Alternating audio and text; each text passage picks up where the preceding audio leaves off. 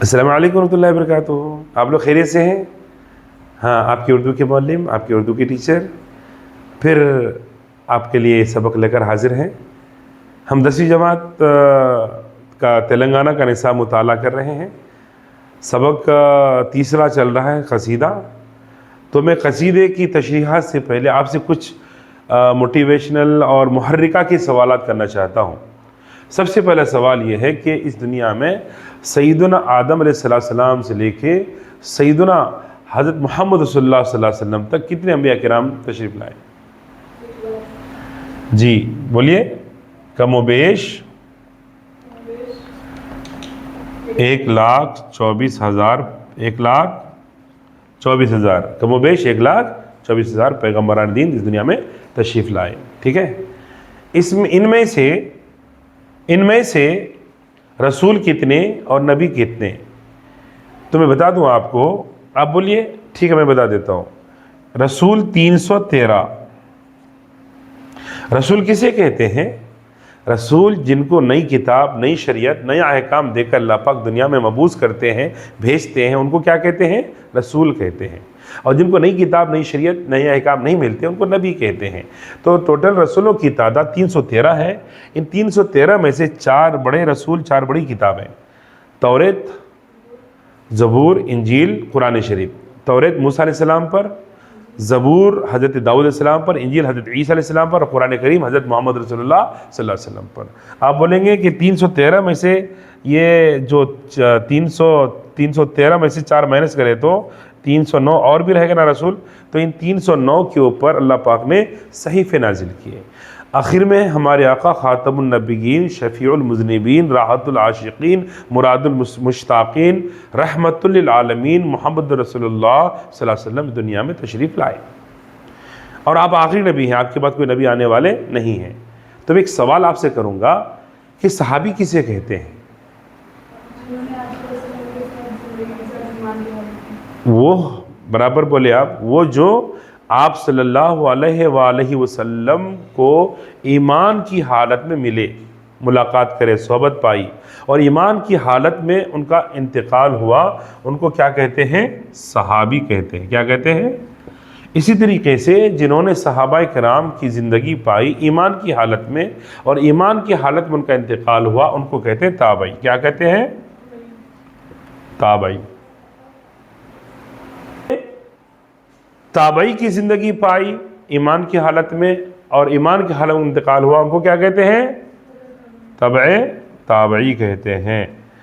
तो मैं ये जो इस्लाम हिंदुस्तान में फैला है, क्या कोई पैगंबर आके इस्लाम की दावत दी है यहाँ पर? नहीं। क्या कोई सहाबी आए? अगर आए भी तो कुछ थोड़ी मुद्दत के लिए आए, उनको मुकम्मल मौका नहीं मिला। तो फिर इस्लाम जो यहाँ हिंदुस्तान में फैला, इस हिंदुस्तान के कोने कोने तक फैला, उसके पीछे ये तबे ताबईन या औलिया किराम, बुज़ुर्गान दीन की मेहनत, उनकी क़ुरबानियाँ और उनकी जाफिशानियाँ और उनकी दावत व तबलीग, ये सब चीज़ों से क्या बोलते सो इस्लाम हम तक पहुँचा है, दूसरों तक पहुँचा है। हिंदुस्तान ही नहीं बल्कि दुनिया के कोने कोने तक पहुँचा है। तो बच्चों, हम ऐसे ही एक सूफ़ी मनुष्य, एक सूफ़ी बुज़ुर्ग, रूहानी शख्सियत के बारे में पढ़ने जा रहे हैं। तो आपको पता है कि वो रूहानी शख्सियत कौन है? वो रूहानी शख्सियत जो ना हज़रत आशिक निहाल, हज़रत सैयद आशिक निहाल चिश्ती रहमतुल्लाह अलैह, आशिक निहाल चिश्ती रहमतुल्लाह अलैह हैं। ये हज़रत ममदूह हैं। ममदूह कहते हैं जिसकी मदह बयान की जाए, जिसकी तारीफ़ की जाए, उसे ममदूह कहते हैं। और इस सबक के मद्दाह जो है शेख इब्राहिम ज़ौक़ हैं, यानी कसीदा निगार जो हैं शेख इब्राहिम ज़ौक़ हैं और ममदूह जो है सैयद आशिक निहाल चिश्ती रहमतुल्लाह अलैह हैं। ये आप दिमाग में बात रखेंगे तो आगे जो हम तशरीहात करने वाले हैं और जो हम अशार को आपके सामने बयान करने वाले हैं, तो आपके जहन में रहना कि मद्दाह कौन है और ममदूह कौन है। ठीक है, देखते हैं इस सबक का इब्तिदाया देखते हैं। क्या देखते हैं बच्चों? ये मैं मेट दूँ आपके सामने, जो लिखा था अभी वो मेट दे रहा हूँ मैं आपको, ताकि आपको किसी कन्फ्यूज़न का सामना ना करना पड़े। ठीक है, इब्तिदाया में देखिए सूफ़ी बज़रुग हज़रत आशिक निहाल चिश्ती रहमतुल्लाह अलैह की विलायत का शोहरा दक्कन से दिल्ली तक था। विलायत का शोहरा। अब बोलेंगे मौलवी साहब ये विलायत क्या है? मैं आपको समझाता हूँ विलायत क्या है। जैसे रसूल होते हैं, प्रॉफिट होते हैं, तो उनका प्रॉफिटहुड होता है, प्रॉफिटहुड और प्रॉफिट। ऐसे रसूल की रिसालत, नबी की नबूवत, और आदिल की अदालत, शुजा की शुजाअत, और वली की विलायत। जो अल्लाह के वली होते हैं, पायस पर्सनालिटीज़ होते हैं, स्पिरिचुअल पर्सनालिटीज़ होते हैं, अल्लाह वाले होते हैं, सूफ़ी मनुष्य होते हैं, खुदा रसीदा होते हैं, तो ये उनका जो मकाम होता है, उनका जो काम होता है, उनका जो रुतबा होता है, वो विलायत कहलाती है। क्या कहलाती है? तो उनकी विलायत का शोहरा यानी फेम होना, शोहरत दक्कन से दिल्ली तक था। दक्कन बोलते हैदराबाद, दक्कन से। ये दक्कन खाली हैदराबाद नहीं है, उस ज़माने में जो दक्कन का नक्शा था वो कुछ और था। कुछ महाराष्ट्र का हिस्सा था, कुछ हमारे तेलंगाना का, कुछ आंध्रा का, ये पूरे हिस्से मिला के क्या कहलाता था? दक्कन। सुनिए, ज़ौक़ भी उनसे मुतासिर थे। क्या थे? ज़ौक़ भी उनसे मुतासिर थे। मुतासिर के क्या माने हैं यहाँ पर? असर लिए हुए, असर लिए हुए। अंग्रेजी में कहते हैं impress. Zauq was impress with Syed Ashiq Nihal Chishti रहमतुल्लाह अलैह। लिहाजा दैट इज़ वाई उन्होंने अपने जज्बात व अक़ीदत का इजहार इस कसीदे में किया है। हज़रत ममदूह की हस्ती। ममदूह किसे कहते हैं? जिसकी तारीफ़ बयान की जाए, ममदूह कहते हैं। क्या कहते हैं? ममदूह, जिनकी तारीफ़ की जाए। और हस्ती के माने यहाँ पर हैं शख्सियत। अंग्रेजी में कहते हैं पर्सनालिटी, शख्सियत, पर्सनालिटी। हज़रत ममदूह की हस्ती इस दुनिया में अब्रे दुर्फिशा, अब्रे दुर्फिशा, अब्रे दुर्फिशा यानी मोती लुटाने वाला बादल, मोती लुटाने वाला बादल।